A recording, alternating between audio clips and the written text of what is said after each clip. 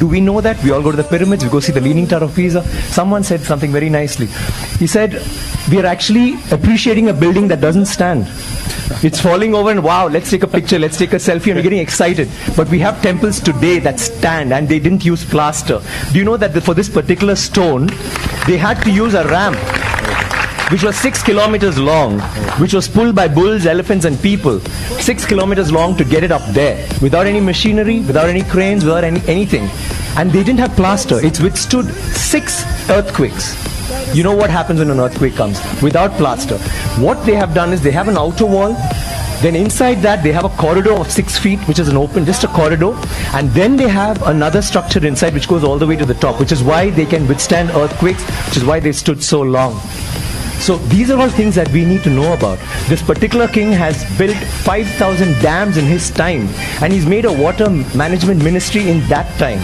He's had elections for the village leaders. He's asked them to name cities after women. Why should it only be men? Why can't it be named after queen? And they've had hospitals, free hospitals, and and he actually brought loans. I mean, he used to give loans. He used to help people get dignity, not just throw money around. So this is something that's so illustrious. And this happened in the 9th century. I'm sorry, I'm taking so much time. It happened in the 9th century when the rest of the world, you talk about superpowers today, the 9th century all this happened when we had the biggest maritime naval thing in the world.